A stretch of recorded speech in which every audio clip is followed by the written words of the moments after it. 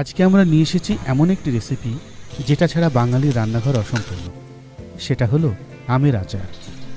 গরম ভাতের সাথে, পরোটা কিংবা খিচুড়ির সাথে 1 চামচ আমের আচারই জমে যায় পুরো খাওয়া।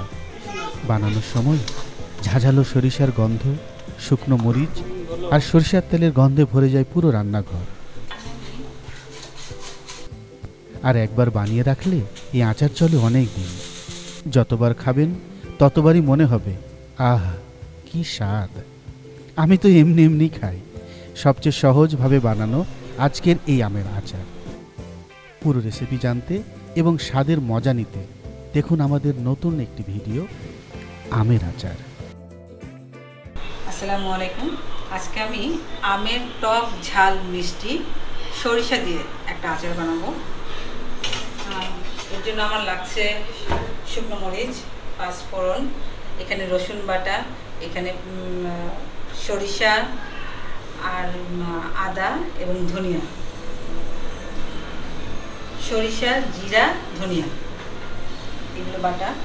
আমার লাগছে ভিনেগার, চিনি, গুড়, হলুদ, পাঁচফোড়ন, লবণ, সরিষার তেল এবং অবশ্যই কাঁচা আম।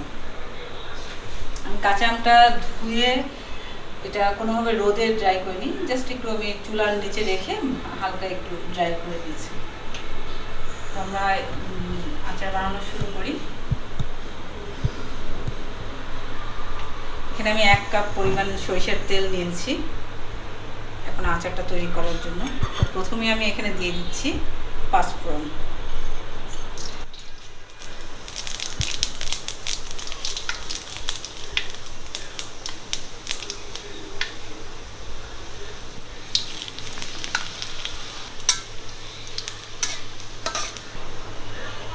প্রথমে রসুন বাটাটা দিয়ে দিচ্ছি, আর এখানে সরিষা, ধনে এবং জিরা পরিমাণ মতো করে নিয়ে আমি পেস্ট করে নিয়েছি।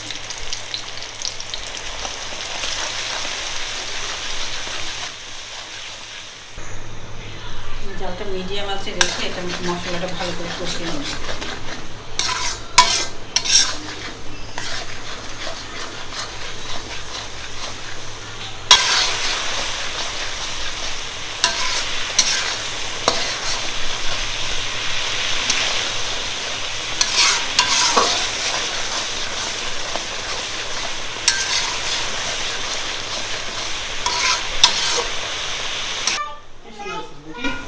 কি সুন্দর হচ্ছে।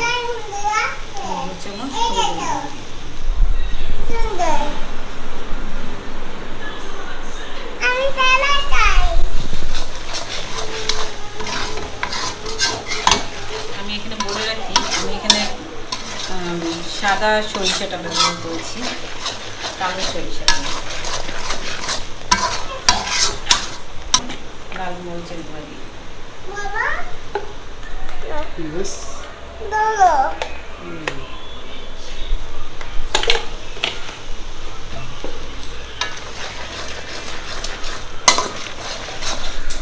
কি করছো?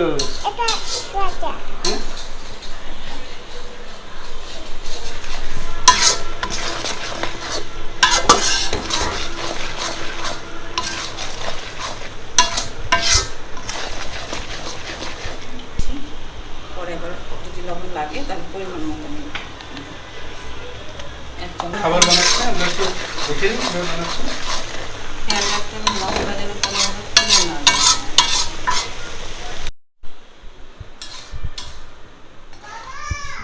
বলো।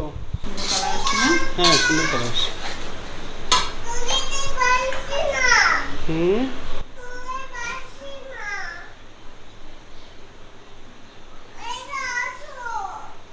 আসছি আস্তে আস্তে। 1 কেজি পরিমাণ আম নিয়েছি, বড় বড় 4টা আম।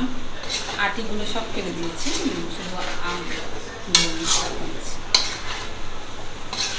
আমরা এটা এখন নাড়তে থাকবো যতক্ষণ পানি বের না হয়।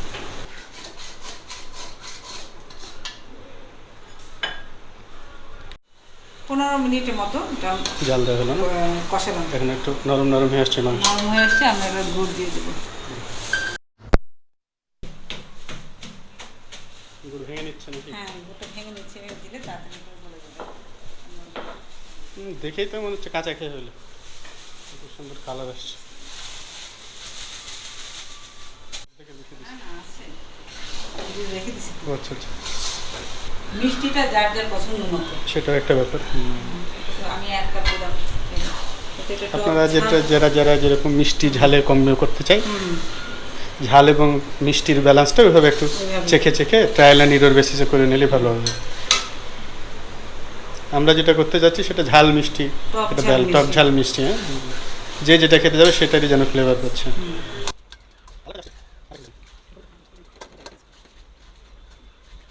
হুম। আমের কালার যেরকম হয়েছে মনে হচ্ছে আম আমাকে বলতেছে, আমাকে নাও আমাকে নাও, আগুনে নাও ফাগুনে নাও, ঝোলে ঝোলে নাও নাও না, টক ঝাল মিষ্টিতে নাও। ব্যাস, তাহলে এই আচার। দেখি গানে গানে বলছে একদম। একদম একদম সেই। তোমার বন্ধুদের তো বলা যাচ্ছে না যে স্বাদটা কেমন, তবে তুমি ওদেরকে দাওয়াত দাও, তোমার বাসায় এসে এটা টেস্ট করে যে রেসিপিটা হচ্ছে এক্স্যাক্টলি সেই রেসিপির টেস্টটা কেমন হচ্ছে। সবসময় তো আমরা বলি স্বাদ মতো অনেক রকম, কিন্তু রিয়েল ফিলিংস দিতে চাই তোমাদের বন্ধুদের দাওয়াত দিতে পারো, ঠিক আছে? তারা বাসায় এসে যে রেসিপিটা এখন করা দেখলো সেটারই টেস্ট দেখবে যে কেমন হয়েছে। আর বন্ধুরা যারা তোমরা এটা দেখে বানাবে, তোমরাও দাওয়াত দিতে পারো, আমরা গিয়ে টেস্ট করতে পারি নাকি, বলো? তাহলে না একটা ফ্যামিলির মতো লাগবে। তো বিলিভ মি, আমি একটু টেস্ট করলাম, অসম্ভব সুন্দর হচ্ছে। আমি জালটা নিভিয়ে দিচ্ছি। তেলটা দেখেন, তেলটা ভেসে আসবে, পুরটা গলে যাবে, একটা চমৎকার একটা অ্যারোমা আসবে। আমি কিন্তু সেই 1 কাপ তেলেতেই এটা করেছি। তুমি গ্রেভিটা থিকনেসটা দেখো, একটু তুলে নিচে ঝোলটা ফেলতে থাকো। এই যে এই যে মশলাটা এরকম থিকনেস আসলে বুঝবেন যে হয়ে আসছে। তেলে হয়ে গেছে। ওকে, আমি এটাতে আবার পরে তেল মিশাবো, কারণ আচ্ছা, যখন বয়ামে স্টোর করবে, স্টোর করবো তখন একটু আমাকে তেল মিশাতে হবে। দেখতে পাচ্ছ কত অল্প। বোতলটারই ক্যাপে 1 কাপ। আমার আচারটা আমাদের অনেকদিন ভালো লাগবে।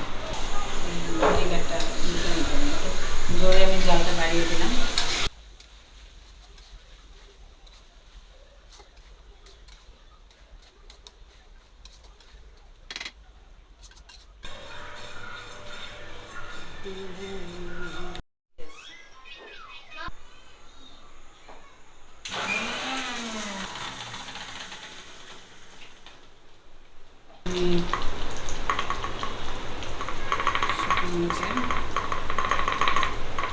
দিয়ে দিলাম।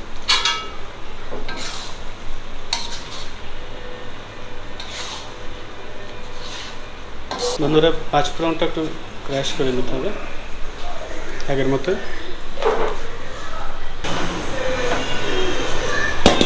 আমরা 5 ফোড়নটা সম্পূর্ণ গুঁড়ো করবো না, 5 ফোড়ন একটা আলাদাই সুন্দর, এটা না দিলে আসলে আচারটা অসম্পূর্ণ থেকে যাবে।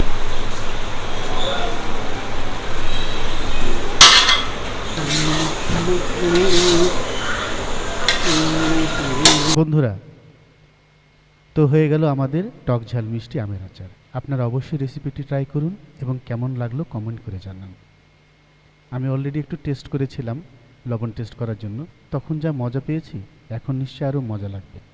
তো আমি খেতে গেলাম, আপনারা একটু লাইক কমেন্ট শেয়ার করে আমাকে জানিয়ে দিন আপনাদের কেমন লেগেছে। এই আচারটি এতই মজা যে আমি তো এমনি এমনিই খাই। এখন রান্নাটি আমরা একটি ভেন্টিলেটেড একটা ঢাকনা দিয়ে এটাকে রেখে দেবো সারা রাত। সকালবেলা ঠান্ডা হয়ে আসবে যখন, তখন আমরা এটাকে বয়মে সরিষার তেল দিয়ে রেখে দেব।